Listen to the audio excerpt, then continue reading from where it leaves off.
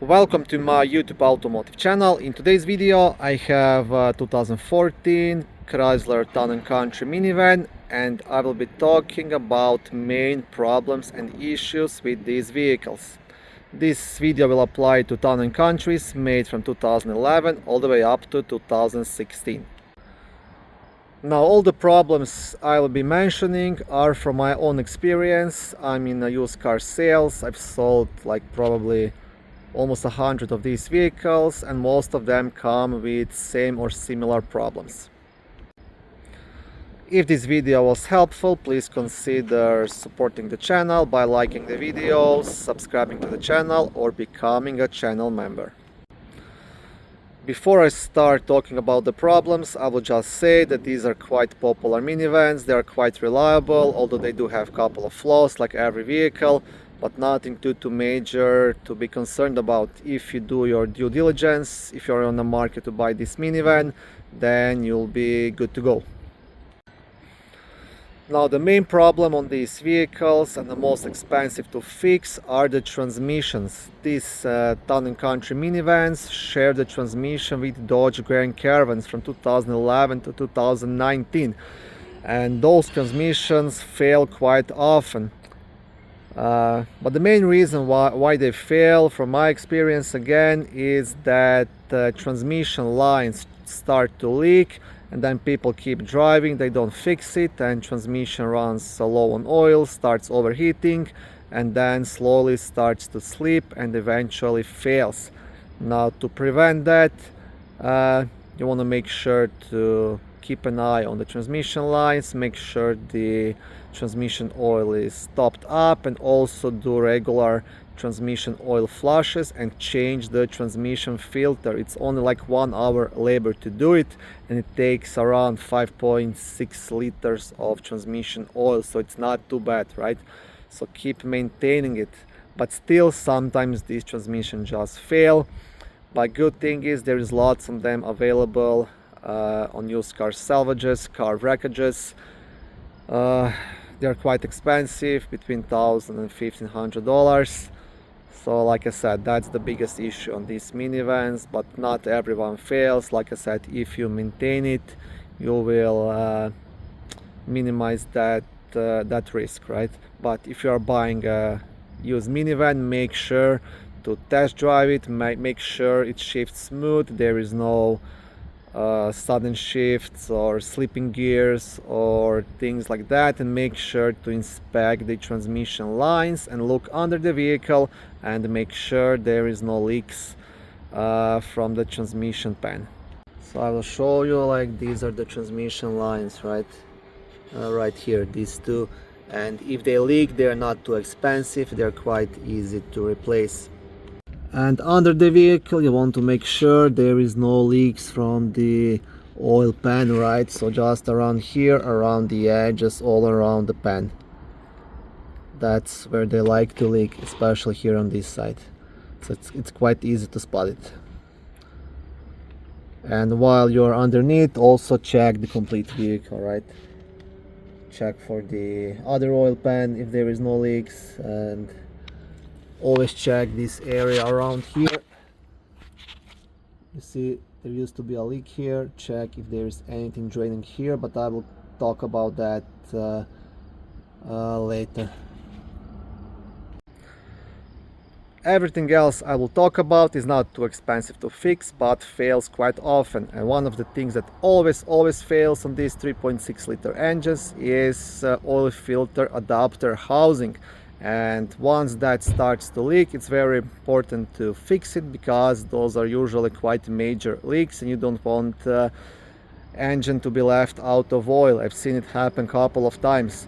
It's quite a big piece, it's not too hard to replace. I'm gonna show it to you right here. So this is the top of it, this is the oil filter housing, and then the piece goes all the way down and under to the other side. And once this starts to leak, it's gonna drain all the way behind the oil pan. It's gonna leak everywhere, so everything's gonna be oily, complete undercarriage. And if you see a leak on this vehicle, I'm gonna tell you 95% chance this is leaking. Also, you will often see oil just down here on top of the transmission you will see a bunch of oil as well, because it's gonna drain from this side all the way down and to the back of the engine. Now good thing is this is quite easy and cheap to fix. Labor wise it's around 2.5-3 hours to replace it, and part wise, parts are not too expensive. They sell them even on Amazon for like $100. Aluminum ones, which are supposed to be better, but I would advise you against buying on Amazon because they sell them with cheap gaskets, and those gaskets often leak and then you did nothing. So you can go with the Mopar part, which is around $400, or buy good quality aftermarket part like Dorman or something similar, and that should be good. Like I said, okay, it's right here. If you see the oil leak, always suspect that. Maybe take it to somebody to double check, but most likely that's what's leaking. Okay, the next thing I will mention is the water pump and the alternator as well. So if you hear the grinding noise coming from the engine, always first check the water pump. It's not too bad, but like it fails after like 150,000 kilometers. It fails, starts leaking, or it starts making loud grinding noise. Good thing is it's only like hour and a half to replace it, and the part is not too expensive either, so that's good. Alternator, same thing. Sometimes it's quite noisy after a while, and then just also replace it. It's like 2 hours labor, even less, and part is not too expensive either. Good thing about these minivans, they're completely same as Dodge Grand Caravan in lots of parts, and the parts are cheap, right? And that's why I believe it's a good bike, quite reliable. Okay, now I'm not sure really what else to mention. These 3.6 liter V6 engines are quite good, reliable, lots of power, so the van moves, that's for sure.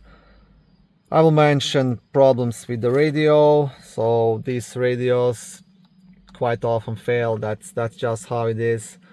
Like I had to replace a bunch of them. Yeah, there's really no rule to it, nothing you can do to prevent it.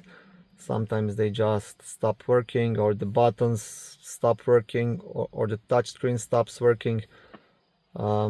It can be quite pricey to replace it if you have a fully loaded one. For example, this one has backup camera, navigation, DVD player, Sirius FM, so it's the highest stream, right? And if this one fails, I know like used one is around $400-500, but yeah, that's something I will also mention. So if you're buying this kind of minivans, always make sure that everything works right. Check the radio, check the backup camera.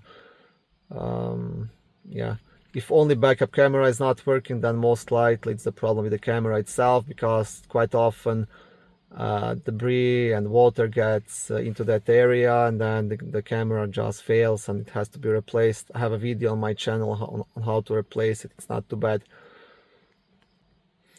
Oh, and next thing I have to mention, that is the blend door actuators on these minivans. So if you have a minivan with the rear climate controls, you will have a total of 5 blend door actuators. They control the heat, right? So the heat in the cabin, they control the air circulation from windshield to front to back to legs, stuff like that.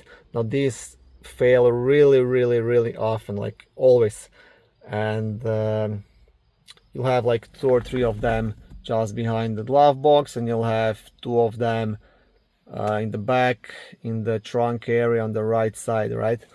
Now one important thing, you can buy aftermarket actuators for like $20-25 and replace them. The problem is they cannot get synchronized, and what will happen quite often, when you start the minivan, you'll see this defroster light blinking, and you will not have climate controls for the first 20 seconds each time you start the minivan, and that can be quite annoying, especially in the cold winter, right? And what you have to do, you have to replace it with OEM Dorman part. If you buy the original part, then this part can get synchronized and it will not cause any issues and everything will work how it's supposed to work. But of course the OEM one is quite expensive, around $150 each. So that's something to do. Also, what I do when I go to the car salvage, I often just get a bunch of these actuators out, then I have a spare ones if I need them. Since I started talking about climate controls, if the minivan is equipped with rear climate controls, rear AC, rear evaporator fails quite often, and then the refrigerant leaks out in the back, and then you have no AC in the minivan. Now the fix for that is replace the evaporator, right? But since it fails quite often, what people like to do, they just cut the pipes towards the back, plug them up, and then there is no rear AC on the front AC. That's also something to keep in mind. So what I would suggest, if you're buying this kind of minivan, again, lie underneath and just check the pipes towards the back, especially if AC is not working, and see if they are cut and plugged. And always check if the rear AC is working, right? And that's pretty much everything I have to say. Like, don't get me wrong, maybe watching this video will scare you, but please don't be scared. These are good minivans. I just mentioned things which are most commonly fail on these vehicles. Every vehicle, every make, every model will have its own problems and issues. Good thing about Dodge and Chrysler, the parts are cheap and usually nothing else really fails other than the things I mentioned, right? So you might have problems with the transmission, you might have problems with the air conditioning, but those are the major things, and some oil leaks, but oil filter adapter fixes that. Regarding the body on the outside, these vehicles usually don't have any major rust problems, they're good. What I quite often see, like the front hood will start peeling at the edges, but the front hood is aluminum, and aluminum does not really rust, so it just kind of peels off. So the fix for that, unfortunately, is to repaint the complete hood or just install the bug deflector, so you don't have to look at it. It's not like a major issue, it's just a cosmetic thing. Yeah, that's pretty much everything, and I don't know what else to say. I hope this video was helpful. If it is, please consider supporting the channel by liking the videos, subscribing to the channel, or becoming a member. On my channel there is lots of how-to videos, do-it-yourself videos, car reviews, product reviews, and other similar automotive topics.